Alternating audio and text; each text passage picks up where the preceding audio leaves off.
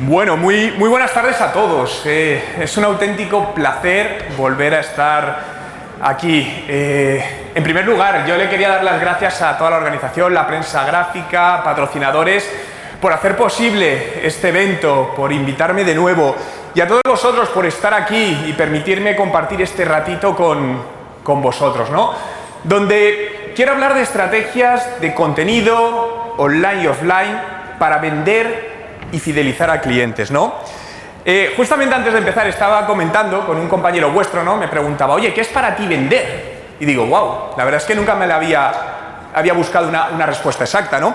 Pero la realidad es que le dije, me vino a la cabeza, ¿no? Pero yo creo que vender es dar el producto o el servicio en el momento adecuado que esa persona necesita. Pero por otro lado, vender también es dar un producto que no necesita esa persona. La diferencia es la parte ética de cómo vendemos, ¿no? Por lo que quería compartir esta reflexión porque justamente ha sido hace nada, hace 5 minutos, ¿no? Pero no sé si conocéis esta frase, a mí me encanta. Incluso aquellos que afirman que no podemos hacer nada para cambiar nuestro destino miran antes de cruzar la calle. Stephen Hawking. Donde soy un convencido de que el 90% de la suerte se busca. Cuando no conseguimos algo, en un 90% somos culpables nosotros. Y por mucho que muchas veces queramos echar la culpa a otros factores, al final es una autoliberación. Para mí la suerte es estar preparado en el momento que te llega la oportunidad. Si no estás preparado, diremos, ay, es que he tenido mala suerte. No, realmente no, es que no estabas preparado, ¿no? Y como decía, me defino como emprendedor en la vida, porque para mí emprender no es montar un negocio, para mí emprender es una filosofía de vida, y donde lo primero es invertir en ti mismo, para ser mejor persona, para ser mejor profesional. Y por eso todos vosotros hoy estáis aquí invirtiendo en vosotros mismos, por lo tanto, no tengo ninguna duda que absolutamente todos sois emprendedores en la vida. Estáis aquí porque queréis tomar acción en algo concreto. Queréis catalizar o arrancar algo, ¿no? ¿Qué veis de raro en esta imagen? ¿Hay algo extraño? ¡Wow! La abuelita. ¿Por qué os llama la atención la abuelita? ¿El qué, perdona? Solo ella está viendo Solo ella está viendo lo que está sucediendo. Genial afirmación. ¿El resto no lo están viendo? Lo están documentando, ¿no? Cada vez observando, vivimos los momentos a través de una pantalla. No voy a decir ni que es malo ni que es bueno, son distintas maneras de vivir los momentos. Pero fijaos que en esta imagen tenemos personas de diferentes edades, diferentes nacionalidades, y que cada una está viviendo el mismo contenido, el mismo momento de una manera diferente. Esto es la clave, al final, de que algo funcione o no funcione, por lo que la experiencia personalizada de usuario es la clave para atraer y retener clientes, que cada uno en ese momento admita, viva, disfrute ese contenido, ese momento, como él quiere disfrutarlo, porque cada uno lo hacemos de una manera totalmente diferente. Y a día de hoy, la tecnología cada vez más nos permite hacer esto en el mundo online y en el mundo offline, porque para mí va todo unido. No me gusta nunca hablar de on y off separado, no, para mí está todo junto. Pero fijaos que el responsable de todo esto al final es el contenido. Si no hubiese contenido, esa gente no estaría mirando lo que hay está sucediendo. Sea lo que sea, no sé lo que hay, pero hace que estén con ilusión focalizada a todo ello, ¿no? Si nos vamos tan solo 12 años atrás, todos conocéis esta imagen, donde la gente que hacía, como bien decía vuestro compañero, es ver, observar, ¿no? Vivías en el momento. Cada vez más esta imagen dio la vuelta al mundo, documentamos, vivimos a través de una pantalla momentos que incluso captamos en vídeo y que luego no volvemos a ver nunca porque acumulamos y no lo ves. Pero esto hace 4 años. ¿Creéis que ahora mismo estamos en el mismo momento? ¿Qué opináis? ¿Sí o no? No, sí, no. Estamos en un momento de inmersión. Esta es una foto real de la última campaña de Hillary Clinton, donde realmente lo que queremos es que el momento estar nosotros en parte de él. En este caso, la candidata política es el contenido, me da lo mismo, no está prestando atención a ninguno en particular, pero todos ellos han decidido darle la espalda para estar inmersos en ese momento. Por lo tanto, busquemos cómo meter al usuario en esos momentos, en esos contenidos, y con todo ello hacerle que tenga esa experiencia única que cada uno necesita. Seguro que alguna vez, en alguna empresa, tratando con alguna marca, os ha tratado de una manera espectacular y habéis dicho, wow. ¿Sí o no os ha pasado? ¿Cómo te sientes cuando una marca, que no pasa muchas veces, por desgracia, pero cómo te sientes cuando una marca te trata muy bien? Especial, se te clava en el cerebro. ¿Creéis que en general, hablo a nivel general, la atención al cliente de la mayoría de las marcas es buena? ¿Sí o no? No. ¿Y creéis que es, entre comillas, fácil mejorar esa experiencia de usuario de una atención al cliente hacia la excelencia? Sí. Y es uno de los mayores factores de diferenciación, porque al final es lo que se graba en nuestra mente, ¿no? Pero hay que crear contenido. ¿Por qué?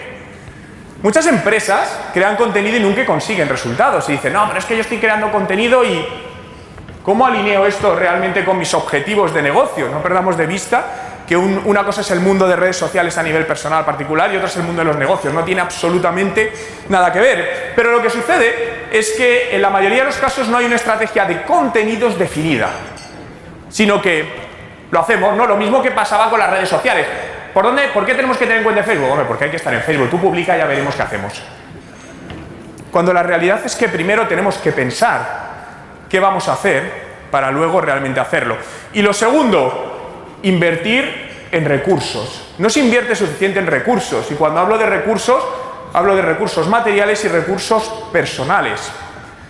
Hay excelentes profesionales que generan excelente contenido. Y generar contenido bueno no es sencillo. ¿Generar contenido es fácil? Sí. Bueno, ya no lo es tanto. Y además cada vez se está poniendo todo más difícil porque un buen contenido no te asegura visibilidad. Hay tanta atomización de información en Internet que por bueno que sea algo ya no te está asegurando que la gente lo vea. Por lo tanto, tú estás invirtiendo en un contenido que a lo mejor llega a un público muy limitado, ¿no? Por lo tanto, cuando las empresas hacen esto, dicen, vale, yo quiero un contenido y ¿qué quiero hacer? Vender, ventas, esto. Yo esto no vendo. Y realmente esto no suele suceder. Muy pocas veces sucede. El camino parte por... Creamos esta estrategia de contenidos, ¿no? Que vamos a ver por dónde la comenzamos. Y a continuación empezamos a crear esos contenidos. Para mí el posicionamiento presente y futuro de las empresas dependerá de la capacidad de generar contenidos relevantes para su público objetivo. Y todas las estrategias de contenido llevan mucho tiempo en generar resultados. Es decir, no son estrategias que en 3 meses, por lo general, consigas tracción y te esté dando unos excelentes resultados, ¿no? Por lo que la paciencia es uno de los factores donde muchas veces intentamos correr demasiado. Vale, pero una vez que los creamos, lo que decíamos, eso hay que ponerlo delante del usuario, ¿no? Antes comentaba Patricia del alcance orgánico de Facebook. Es decir, a día de hoy, o inviertes en publicidad para poner ese contenido delante del cliente que quieres que lo vea, o estás perdiendo el tiempo. Porque, como bien sabéis, un alcance orgánico me da lo mismo que sea del 1 o del 3%, eso es cero para mí. Y aparte, el alcance orgánico no te asegura que llegue a quien tiene que llegar. Entonces, lo interesante al final no es ancho, es profundo. Cógete, es decir, no, es que solo lo han visto 300 personas. ¿Y si son las 300 personas que son los activadores para que te funcione? Cuando muchas veces se mira el alcance, no, es que mi post o mi vídeo ha tenido un alcance de 200.000 personas. ¿Y cuál es la conversión? Dale el siguiente paso. ¿Cuál es la conversión a negocio de todo eso? Creo que el mayor favor que nos podría hacer a todos Facebook es eliminar a todas las empresas el número de fans de sus páginas. ¿Estáis de acuerdo o no? Por favor, que pase. Porque en ese momento nos fijaríamos en otras métricas realmente más importantes y no que he crecido en 40 seguidores. Nos han vendido algo que era falso, nos vendieron ganar seguidores. ¿Para qué? Para que empresas se hayan dedicado los últimos 5 años a traer seguidores, generar 200, 300.000 seguidores y a día de hoy no te vale para nada porque tienes que compensarlo con alcance de pago, ya, pero es la realidad del mercado. Por lo tanto, lo ponemos delante del usuario y todo esto importante, humanizar a la empresa en todos los contenidos, todos los contactos. Seguro que recibís emails publicitarios, promocionales de empresas, pero ¿la mayoría de ellos van firmados por una persona? No, una empresa te manda un email y va firmado por la empresa. ¿Qué lo está escribiendo? ¿Un bot? ¿O una persona? Los negocios se hacen entre personas. Y al final, más que demostrado, si tú personalizas eso con el nombre de una persona y con la imagen, la foto de esa persona, generas mayor empatía automáticamente. Los contenidos ayudan a humanizar a la empresa. Las empresas están constituidas por personas y de hecho es el valor, el activo más importante que puede tener una empresa. Con todo hecho, escuchar a los clientes. Es decir, tenemos dos orejas, una boca. Aprendemos a seguir la regla, escuchemos el doble. Nos dedicamos a hablar mucho y a escuchar poco. Y escuchar es información y la información es poder. Y el poder significa negocio, si lo sabes gestionar. Educarles, ayudarles. Yo creo que todas las empresas tenemos una responsabilidad con educar a los usuarios y a los clientes. Creo que debemos educarles, debemos ayudarles, debemos formarles. Y además, eso se convierte, que es contenido, en un activador y en una herramienta de negocio brutal de conversión.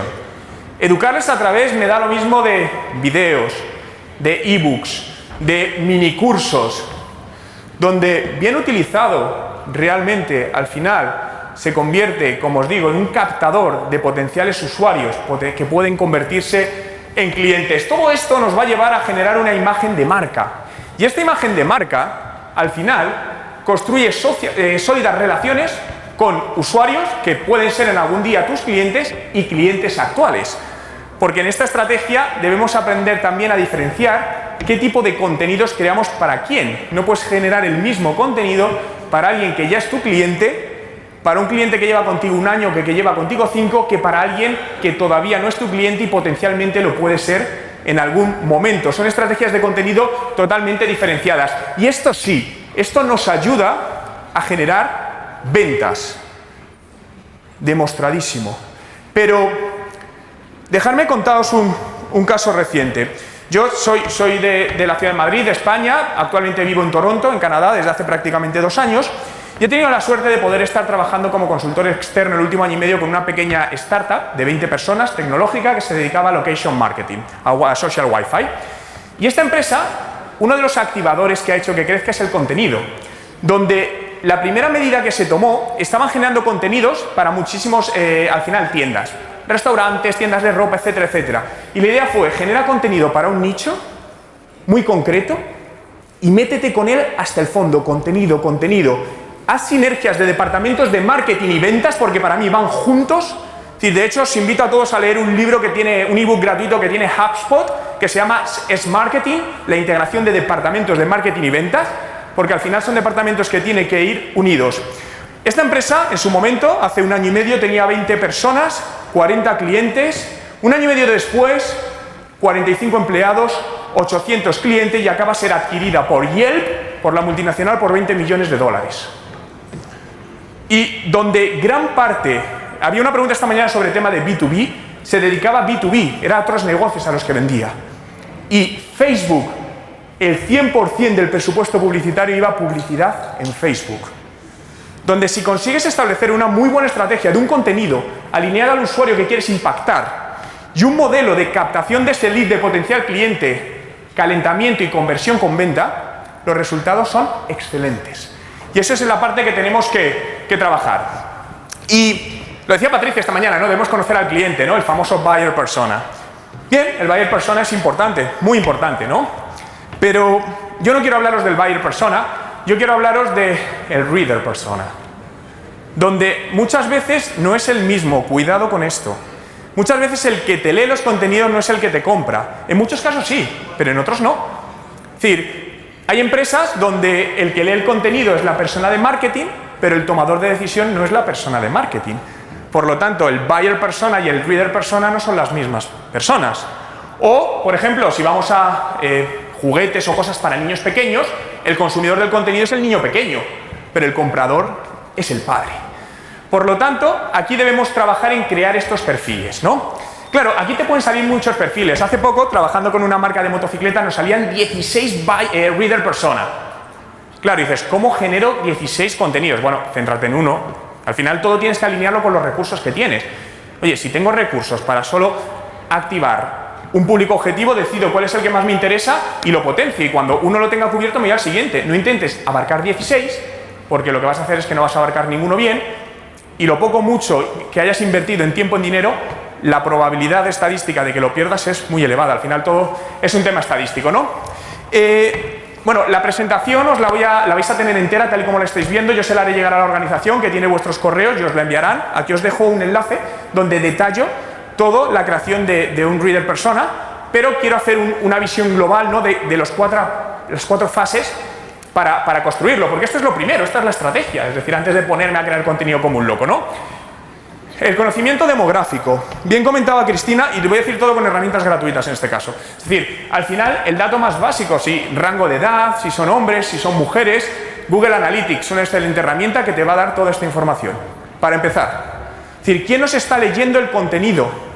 Incluso si ya estás generando contenido, es bueno analizar esto para ver dónde estamos. Oye, ahora mismo pues, el público que está leyendo nuestro contenido es este rango de edad, de estas ciudades, de estos países, y tantos hombres y tantas mujeres. Vale, pero además hay una herramienta muy potente, no sé si alguno la usáis, y es gratuita, que es la herramienta planificación de la red de display de Google AdWords. Una herramienta que te permite hacer una previsión y conocimiento demográfico en base a determinadas keywords. Y quiero hacer un pequeño ejercicio práctico. Imaginaos que vamos a trabajar sobre un sector que está relacionado con las verduras orgánicas, ¿no? Sabéis que todo lo orgánico cada vez está más de moda. Bien, pues con esta herramienta directamente yo digo, oye, quiero saber búsquedas y todo lo que está relacionado en cuanto también a publicidad sobre la palabra clave verduras orgánicas y además centrado en El Salvador o en el país en el que estés haciendo el research. Y esto te devuelve unos resultados. Insisto, esto es gratuito. Y te dice, esto es un dato mensual, puedes verlo también semanal, el porcentaje y el volumen de impresiones que se generan y el rango de edad y si es hombre y mujer, ¿no? En este caso vemos que casi todo se centra en los 18 a los 44 años, hay más mujeres que hombres, hay un factor elevado de desconocido y casi todo se va para dispositivos móviles. Por lo tanto, ya estás teniendo una aproximación de hacia quién está generando atracción ese contenido y cómo lo debe generar. No, yo es que no, lo hago no para móvil. Pues mal vas. Y esto lo repites con todas las palabras clave, ideas, es decir, primero te haces esa lista que consideres. Por lo tanto, este trabajo de investigación es una inversión que necesitas para saber si vas por el primer camino. No después de 3 meses, voy a hacerlo, y has perdido a lo mejor 3 meses por no dedicar 4 horas a hacer esto, que al final no lleva tanto tiempo. Vale, esto es el primero. Nos vamos a ir al segundo, y el segundo son los datos psicográficos, ¿no? Los datos psicográficos, lo que vamos a conocer más es acerca de los lectores, qué piensan, preferencias, qué quieren aprender, si esto va a ser algo importante para su vida personal o su vida laboral, ¿no? Y busca en Google foro verduras orgánicas y te pones a revisar contenidos, interacciones, de cómo la gente escribe, cómo comenta, con qué frecuencia, qué otros temas alineados generan tracción. Porque los foros, que parece que desde que entraron las redes sociales los foros han pasado a un segundo plano, nada, los foros son muy importantes y hay foros muy potentes, y foros potentes además verticales. Donde a lo mejor dices, pero es que ahora la gente veo que está hablando de las verduras macrobiáticas que vienen de no sé qué de Japón. ¡Wow! Coge ideas y proactivamente genera contenido. Porque lo van a estar demandando, están hablando entre ellos. Vale, lo tercero, datos comportamentales, que también lo puedes sacar de este estudio. Al final es cómo consumen el contenido en cuanto a formato, frecuencia y longitud. ¿Qué les transmite más confianza? Y esto depende, porque hay usuarios que por su perfil el 90% lo consumen en vídeo, pero hay otros que lo consumen en texto. Hay algunos que lo consumen en texto de 300 palabras y otros artículos de 2000 palabras. Por lo que esto tienes que estudiarlo para saber realmente qué tipo de contenido debes generar. No, yo es que tengo un post, o tengo un blog, y escribo en texto, pero voy a un público muy joven. Cada vez leen menos blogs, se van al vídeo. Por lo tanto, te está diciendo el paso o el camino que debes seguir para acercarte a la consecución de resultados. Y aun con todos estos análisis, nadie te asegura que esto te vaya a funcionar, obviamente. Y el cuarto es crear ese perfil de reader persona, ¿no? En este caso, pues imaginaos un ejemplo. Carlos García tiene 25 años, vive en San Salvador, estudió periodismo y actualmente trabaja en ello. Dado que los periodistas están en fase de reinvención, ha pensado en reinventarse enfocándose en temas relacionados con comida sana y dedica gran parte de su tiempo a aprender sobre ello leyendo blogs y consumiendo vídeos online. Le gusta especialmente todo lo relacionado con alimentación japonesa y cómo ésta puede hacer que su vida sea más larga y de mejor calidad y cómo se alinea con su estilo de vida y su trabajo. Le da alto valor a los contenidos que son apoyados por estudios científicos de universidades nacionales y, dada su falta de tiempo, prefiere que los textos no excedan las 400 palabras. ¿Con esta información creéis que sois capaces de generar un contenido con un alto potencial de conversión? Sí. ¿Cuánto tiempo te puede llevar crear esto? ¿Creéis que merece la pena esa inversión? ¿Podéis levantar la mano cuántos habéis creado esto para vuestros proyectos o negocios? ¿Podéis levantar la mano? 1, 2... Vale, veo como 6, 7 manos levantadas por ahí. ¿Lo aconsejaríais al resto? Sí. Inversión en tiempo para obtención de resultados. Es decir, yo no creo en la improvisación. Creo en improvisar sobre la planificación, que es muy distinto. Porque al final la improvisación así porque sí, normalmente suele llevarnos a un error, ¿no? Y vamos a ir un paso más allá y aprovechemos la tecnología para conocer mejor a los usuarios. Utilicemos modelos herramientas de inteligencia artificial basados en modelos de Personality Insights Model que nos van a permitir analizar la personalidad de los usuarios. Y podemos decir, wow, pero esto tiene que ser muy caro. Esto vale mucho dinero, esto no es para una empresa. Y si os digo que hay herramientas gratis que hacen esto, hay una herramienta, os dejo ahí el enlace, pertenece a IBM, Patricia hizo mención esta mañana, que te permite analizar la personalidad de los usuarios en base a cuentas de Twitter o en base a textos, desde 100 palabras, aunque se aconseja 6.000 palabras para que sea más ajustado. Y funciona bien. Yo lo primero que os voy a invitar, cuando podáis, es que os analicéis vuestro perfil de Twitter. Yo lo hice. Digo, voy a ver qué tanto me conoce por mi perfil de Twitter. Y lo hice. Y aquí me dio los resultados. Y os puedo asegurar que en un 90% es real como soy. Lo que ahí define, lo que, pues bueno, me influyen cosas familiares, no me gustan los líos de ficción, leo a menudo, más todo lo que ahí ponen. A través únicamente de mi cuenta de Twitter. Imaginaos empezar a estudiar con estos algoritmos, insisto, esto es gratis. Hay herramientas que son de pago todavía más avanzadas, pero esto está a disposición de todos los que estamos aquí ahora mismo. Incluso rangos de personalidad, necesidades de consumidor y valores. Y puedes obtener absolutamente todo. ¿Creéis que es una herramienta que os puede resultar muy útil para conocer mejor a vuestro consumidor o vuestro lector de contenidos? ¿Alguien la había usado hasta ahora? Probarla, funciona excelentemente y al final acordaros de la personalización, ¿no? La idea es evolucionar este uso de inteligencia artificial, evolucionarlo desde lo micro, es decir, desde un usuario hacia lo macro y conseguir establecer patrones comunes de comportamiento de nuestros usuarios para con ello poder generar una estrategia de contenidos más personalizada. Porque evidentemente hay muchos usuarios, entonces al final lo que tienes que hacer es como ir haciendo grupos donde concuerden en ciertas cosas. Esto no es un trabajo que empecemos mañana y se haga en 3 horas y ya acabado. Esto es para siempre, para toda la vida. Esto se empieza y no se acaba. Es decir, tienes que estar constantemente actualizándolo, mejorándolo y trabajando en ello. Y recuerdo la frase que aparecía con la viejecita: experiencia de usuario personalizada es la clave para atraer y para retener a los clientes. No lo perdamos de vista. Mucho cuidado, porque hay muchas empresas que a día de hoy dicen, bueno, a mí me va bien, yo estoy cómodo. Muchas empresas a día de hoy funcionan por inercia empresarial. Si esas empresas, con los procedimientos y cómo están funcionando, las pones hoy de nuevo en el mercado, no tienen clientes, seguro. Y bajo esta afirmación seguro que os viene a la cabeza muchísimas empresas que al final tienen clientes por tracción o por inercia empresarial. Y aunque David luego entrará más en el marketing de experiencia y en el Customer Journey Map, en el ciclo de vida del cliente, yo os lo quería plantear, pero para alinearlo con el contenido.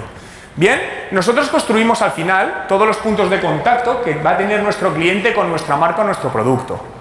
Positivos en la parte de arriba, negativos en la parte de abajo, ¿no? Aquí lo que se refleja es un producto de una compra de un coche, ¿no? Donde un usuario pues se le estropea el coche y tiene, como veis, generalmente positivos, pero también hay negativos.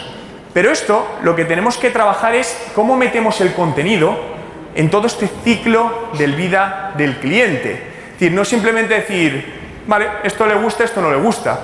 Y para mí algo muy importante, siempre decimos, no, tenemos que saber lo que le gusta a nuestro cliente. Sí, pero para mí casi más importante es saber lo que no le gusta y hacerlo menos.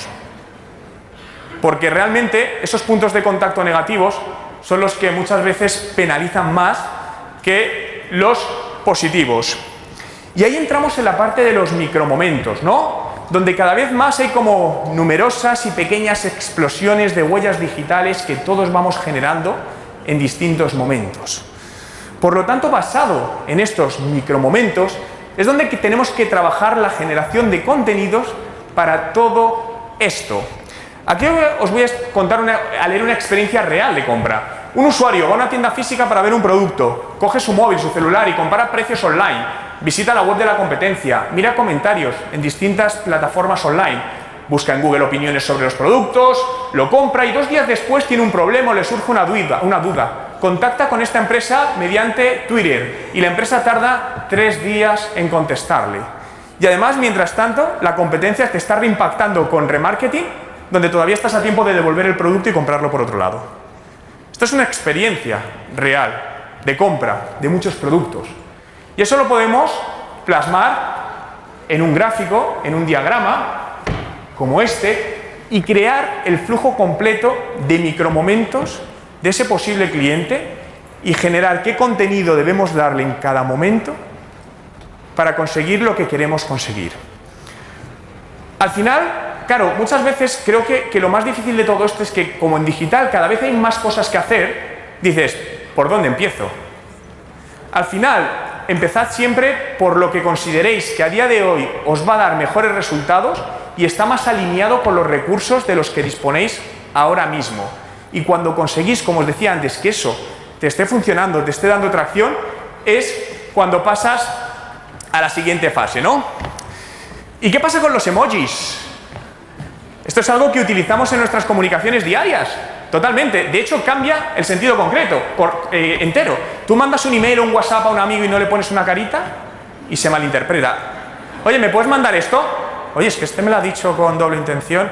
Ahora, tú le pones el ojo guiñado y aquí no pasa nada, esto va de... ¿Cierto o no?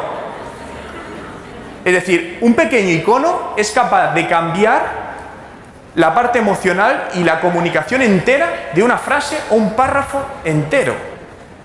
Utilicémoslo desde el punto de vista de los contenidos y del marketing, donde este es un estudio que se hizo el año pasado y es una comparativa a nivel mundial de cómo las marcas utilizan el crecimiento, del uso de emojis en las marcas en sus contenidos en Facebook y en Twitter. Y como veis, el crecimiento del 2014 al 2015 es importante, tanto en Twitter como en Facebook. Aunque Twitter es una red social que, como sabéis, está cayendo un poquito. A mí me da mucha pena, pero lo está pasando mal. ¿Por qué? ¿Cuál creéis que es la principal razón que hace que una red social como Twitter esté pasándolo muy mal? No es visual. No es visual. Y por mucho que han intentado hacer 1000 cosas, no lo han conseguido. Y están provocando una fuga de usuarios brutal. Al final, como todos los mercados, es un mercado muy competitivo, donde no hay que inventar nada. Coge, copia y mejora. Esto es lo que hace Facebook e Instagram para romper a Snapchat. Cogió, le robó todas las ideas a Snapchat y se las lleva. ¿Y le está haciendo daño? Mucho daño. Vale, pero sigo con los emojis. Pero fijaos el dato más relevante. En el último año ha crecido su uso un 777%. Por lo que utilizar esto en nuestros contenidos, en distintos canales y de distintas formas, va a tener un impacto en cómo perciban ese contenido y por lo tanto en cómo convierta en lo que queremos, ¿no? Bueno, de hecho, no sé si sabéis que el año pasado este iconito, la está sonriendo, fue declarada, creo que fue por Oxford, la palabra del año. Simpático, ¿no? Al final, esto te vale para todo, casi para todo. Pero, fijaos, dos cosas que debemos resolver, y aquí lo vuelvo a enlazar con este reader persona. ¿Qué tipo de emojis usa más nuestro público al que nos vamos a dirigir? Empieza a analizar cómo hablan online, cómo comparten, cómo responden. Y con ello sabrás, oye, pues es que, no sé si pasa aquí, yo lo pregunto, pero las personas, vuestros padres y abuelos, ¿cuáles son los iconos, los emojis que más utilizan? ¿Animalitos? Pues mis padres, en España pasa mucho, no sé por qué, te escriben algo y te ponen un mono, una jirafa y una ballena. Entonces digo, yo voy a preguntar, no lo sé, pero es verdad, es algo que sucede, ¿vale? Pues analicemos qué emojis utilizan más en todo esto, ¿no? Pero al final, toda la parte móvil está cambiando radicalmente. Yo nunca me gusta entrar a valorar si es bueno o malo, porque al final creo que no hay nada mejor o nada peor, simplemente es un tema de percepciones, ¿no? Todos utilizáis WhatsApp, obviamente, para lo bueno y para lo malo, ¿no? Grupos de amigos, grupos familiares, que no te quieres salir porque si no se lía, etcétera. Pero yo hace un año, bueno, un poquito más de un año, una amiga mía, yo no tengo hijos, ¿no? Pero una amiga mía que tiene hijos me dijo, no, yo tengo un grupo de WhatsApp con mis hijos para llamar a mis hijos a comer. No es una casa grande, no es un palacio, no, una casa normal, 90 metros cuadrados, tal. Y yo, joder, pero ¿por qué haces eso, tal? Pero no os podéis imaginar lo que me pasó hace un mes. Estaba en casa de mis padres. Mi madre tiene 66 años. Estaba en la habitación de mi hermano trabajando. Me suena el teléfono móvil. Mi madre, un WhatsApp, Juan, a comer. Digo, no. Claro, fui y la pregunté, digo, ¿por qué haces esto? Y me dice, no, para no molestarte. Claro, y yo a estas cosas le empiezo a dar vueltas a todo esto porque realmente para mí todo, al final el contenido y todo lo que sucede tiene un tema sociológico, es un tema emocional, ¿no? Pero son cosas que pasan. Bueno, lo primero, ¿qué tipo de emojis suelen usar? Y lo segundo, ¿cuáles se relacionan mejor con la filosofía de tu empresa? Y esto es muy importante. Porque al final todas las empresas tienen una filosofía. Es decir, os imagináis, ¿sabéis? La marca Red Bull es una marca que es muy agresiva en comunicación. ¿Os imagináis compartiendo un lindo gatito amoroso? Tiene sentido. Por lo tanto, al final tienes también que alinear esto, o una empresa que sea muy seria, muy corporativa y de repente ponga un icono o algún emoji que no. Entonces también tienes que saber con tu filosofía de empresa, la línea, cómo trabajar con ello, ¿no? Y con ello complementar el reader persona, perdonad. Esto es un texto, como todos podemos conocer, y este es el mismo texto con emojis.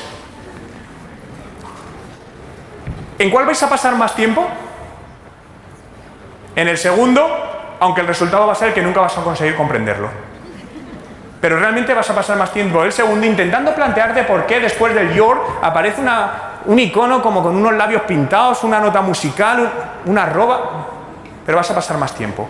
Pero sí quiero compartiros con vosotros una campaña que me gustó mucho con todo esto y me parece que jugó muy bien, y lo hizo la marca Chevrolet, donde lanzó esta nota de prensa: prepárate para enamorarte. Las palabras solo no pueden describir todo lo bueno que es el nuevo Chevrolet Cruze 2016. Decodifica los emojis para un mensaje especial. Ideas que pone ahí. ¿Está claro? Totalmente imposible. Esto es parte de la estrategia. Realmente lo que hicieron era lanzar secuencialmente una serie de vídeos que te ayudaban a descubrir este mensaje y con ello mejorar la interacción, hacer algo diferenciar. La campaña fue un auténtico éxito a nivel de engagement, a nivel de conversión, a nivel de repercusión en medios de comunicación, algo que siempre es muy interesante porque al final es publicidad a un coste muy bajo conseguido, ¿no? Pero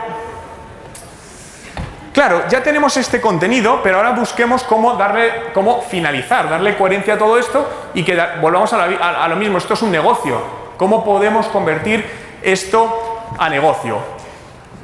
Y para mí, para la mayoría de las empresas, me da lo mismo B2C, B2B, la generación de contenidos, de data, es el mayor activo que podéis tener y saber cómo usarlo.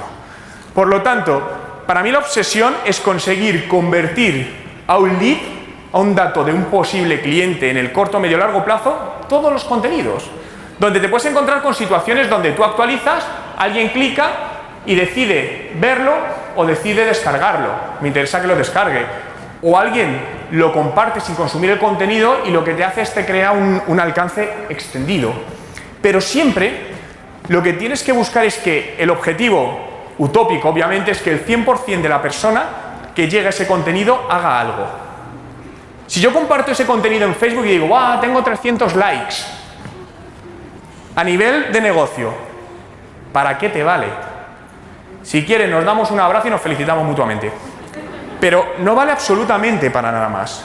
Es decir, pensemos desde el lado personal, ¿para qué utilizáis las redes sociales a nivel personal? ¿Por qué compartís contenido? Bueno, lo primero, ¿qué hacéis en redes sociales a nivel personal? Y ser sinceros. Cotillear, ver qué hace el otro, es una de las cosas que más se hace. ¿Y por qué muchas veces compartimos contenido? Para dar envidia. Estoy en la playa y tú trabajando. No pones el y tú trabajando, pero realmente muchos de los contenidos al final lo que hacen es crear una falsa percepción de la mayoría de los usuarios, y esto es una realidad en la mayoría de los casos, donde además si vas un paso más allá, que hay un tema sociológico donde se crea una rivalidad porque muchas personas aparentemente no tienen la vida tan guay que la otra persona parece tener, que luego es falsa, entonces intenta y al final es como una batalla. Y esto es algo que está demostrado. Vale, pero lo que debemos buscar alrededor de todo esto es generar tráfico con ese contenido a la web. Y cuando digo web, me da lo mismo una página de aterrizaje, una landing page, algo tuyo. No depender nunca de terceros. Las redes sociales no son tuyas. Mañana Facebook hace así, te las quita. Y tienes un problema. Entonces, para mí, el centro de negocios digital y no digital de cualquier empresa debe ser su página web.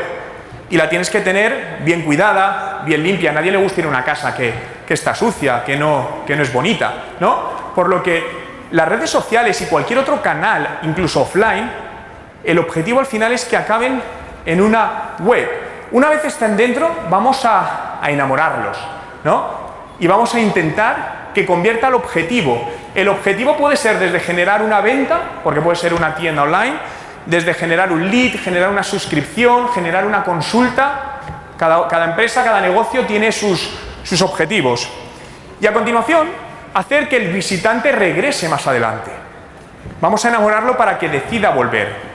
Dependiendo del tipo de producto, hay ciclos de vida que son más largos que otros, pero un poco esta es la estructura, ¿no? Donde siempre en el centro lo que tenemos que poner es la conversión.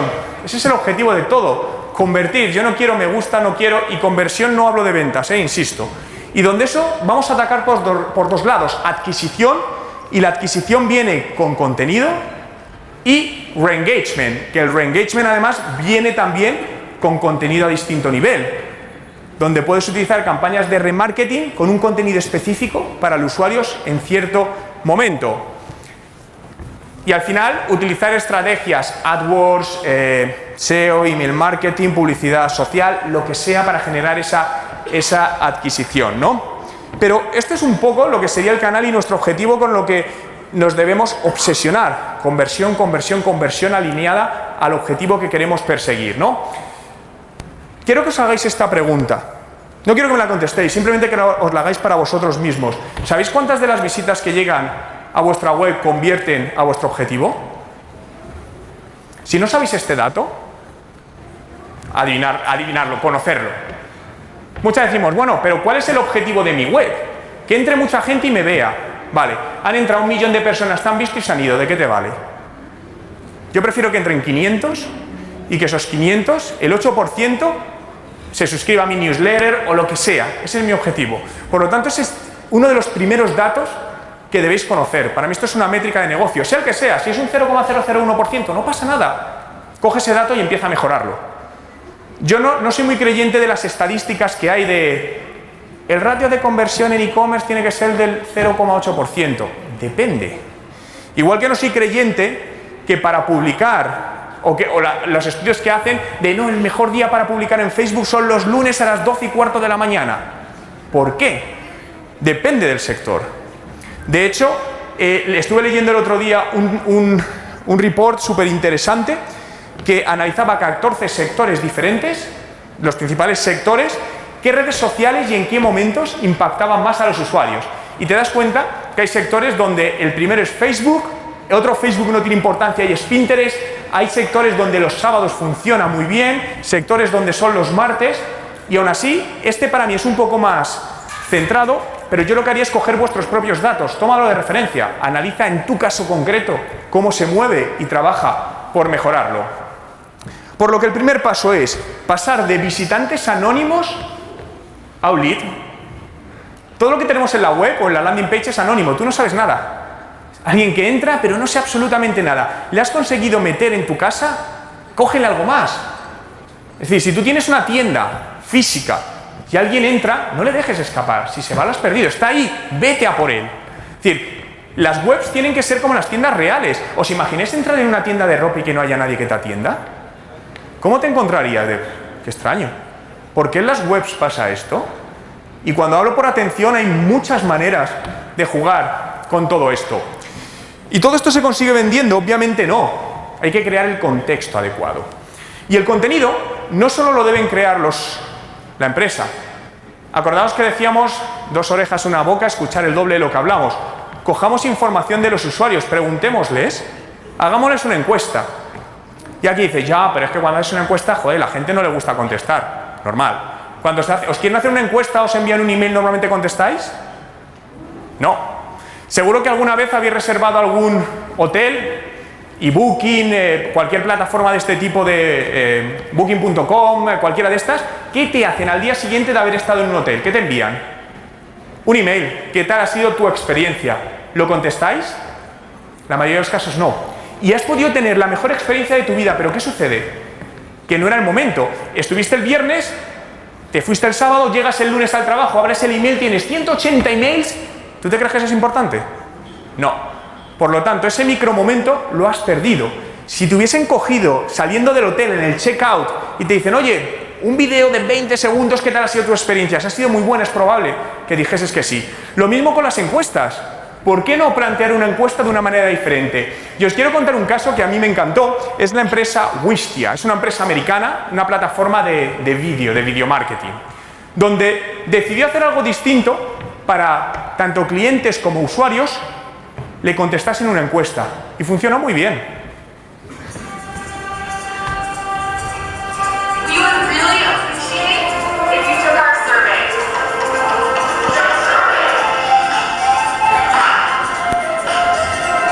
¿Cuál es vuestra respuesta inmediata? Una sonrisa. Es decir, para bailar no es el futuro de esta gente. ¿Pero qué tienen todos en común? Una sonrisa. Y joder, el chico de la camisa roja está poniendo ganas. Eso es lo que cuenta. No es bailador profesional. ¿Seríais más propensos a contestar una encuesta a esta empresa? Sí, te ha sacado una sonrisa, lo ha hecho de una manera diferente, te ha generado una experiencia totalmente diferente. Por lo tanto, enviar un email diciendo, por favor, si usted es tan amable, me rellena esta encuesta de tan solo 15 minutos que le voy a quitar en su vida, pues no. Entonces, busquemos maneras distintas de hacer todo esto. Y, vale, pero yo lo hago y ahora, ¿y dónde lo coloco? Mucho cuidado. Esto influye. No es lo mismo ponerlo aquí, aquí, aquí o aquí, aquí. Un estudio reciente demostró, es evidente, pero que el usuario convierte mejor después de ver el contenido. Es lógico, ¿no? Pero si ajustamos un poquito más, aquí podéis ver los ratios de conversión de distintas llamadas a la acción de contenidos en distintas colocaciones de un contenido de un blog, donde al final, después del contenido, nos teníamos un CTR, un ratio de conversión a clic del 3,2 y de activación de por encima del 60%. Si nos vamos al lado lateral, lo que es el sidebar, el ratio de CTR no era muy bueno, pero el de conversión podemos decir que no es malo, ¿no? Pero no solo es importante dónde lo colocamos, sino el qué colocamos. Y para todo esto, los recursos visuales y la psicología del color es fundamental. Pero la psicología del color a mí me gusta tratarla de una manera, es decir, el rojo es activador, a ver, sí, pero depende. Al final todo tienes que ir probando, ¿no? Y jugar también con la aplicación de la neurociencia. Y hay algo que es evidente y es obvio para todos, y es que lo atractivo vende más. ¿Dónde clicaríais antes? ¿En este banner o en este? No hay duda. Helen Thomas, una de las periodistas políticas más importantes de Estados Unidos. Solo hay un cambio en esos dos banners, que es la figura de una persona. ¿Creéis que cambian los resultados radicalmente? Sin lugar a dudas. Por lo tanto, no solo la colocación, sino lo qué y cómo y lo que se ve, ¿no? Toda la parte visual de todo esto, ¿no? Y para acabar, quiero hacer un pequeño ejercicio con todos para ver los resultados. Quiero mostraros dos llamadas a la acción para descargar en este caso un contenido. Tenemos la de la izquierda y la de la derecha. Quiero que levantéis la mano los que para descargaros ese ebook clicaríais en el banner de la izquierda. ¿Podéis levantar la mano? ¿Vale? ¿Cuántos clicaríais en el banner de la derecha? Parece que más. Resultados reales. El banner de la izquierda, un ratio de clic mucho mayor. Entre otras cosas, uno de los catalizadores es la imagen. No se aprecia bien en el proyector, pero en el negro detrás hay una imagen. Al final, todo lo que juega con imágenes reales, con caras de personas, suele funcionar muy bien a nivel de activación y dar muy buenos resultados. Como os dije, bueno, la presentación la vais a tener entera. Llevo 56 slides. Sé que no me iba a dar tiempo, lo hago aposta, pero yo os voy a enviar todos los slides que tengo, ¿no? Eso no hay ningún problema. Pero lo que sí quería acabar ya es haciéndoos un regalo, ¿no? Un regalo de una plantilla, de un cuadro de mandos que utilizo para el marketing de contenidos. Es un cuadro de mandos que hemos creado, que utilizo personalmente yo y con mis clientes, directamente donde encontráis un Excel con 3 pestañas: Site Metrics, Social Metrics y Sales Metrics, donde buscamos todo el ciclo de vida de un contenido desde el primer impacto de alcance hasta la conversión a cliente. juanmerode.com/Social Media Day, y además si lo descargáis tendréis otro regalo que no lo digo. Muchísimas gracias por vuestro tiempo y por estar aquí. Gracias.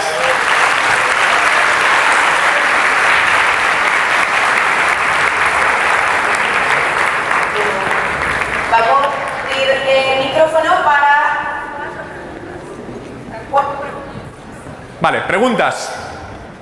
Así que si alguien quiere que le llevemos el micrófono, por favor que levante la mano.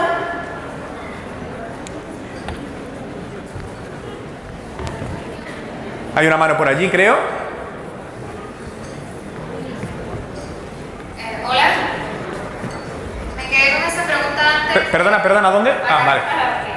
Me quedé con esa pregunta antes, pero el enfoque que le están dando bastante es con las empresas. Yo trabajo en una fundación, entonces también es importante apostarle a la atención de los clientes, ¿no?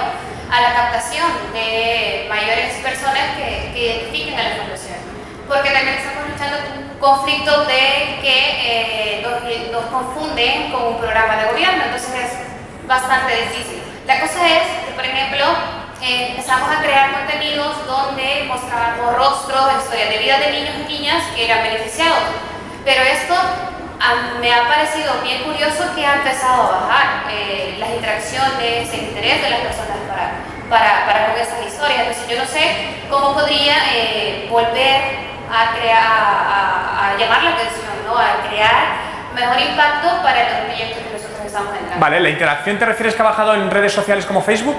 Sí. Vale, paga.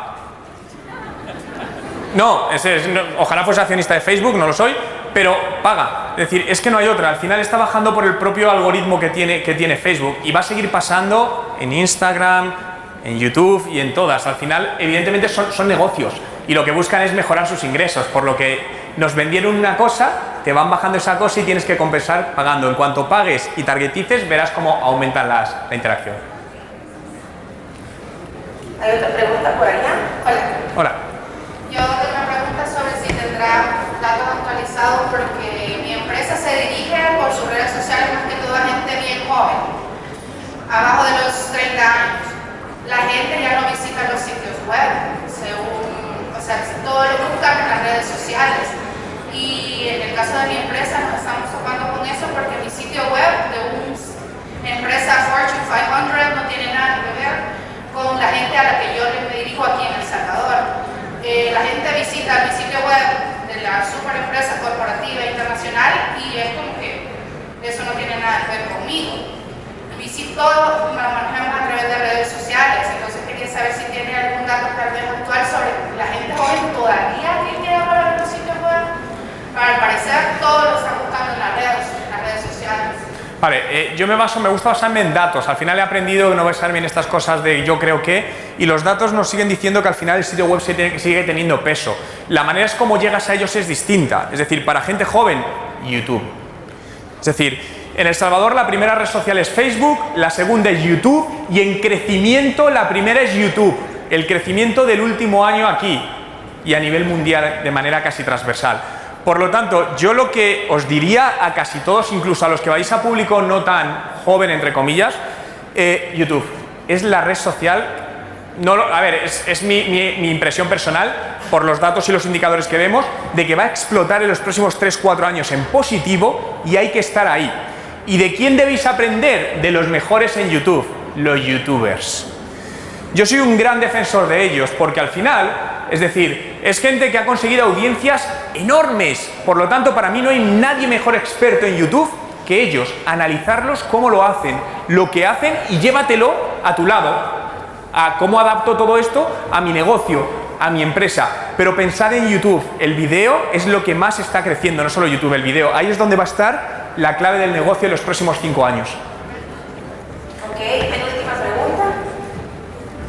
¿Dónde? Buenas, aquí. Espérate para allá.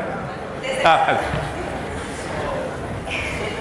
Bueno, con respecto al tema de los emojis, en el tema de salud, ¿se recomienda ocupar emojis? ¿En qué casos no? ¿O definitivamente un rubro en el que no se puede ocupar?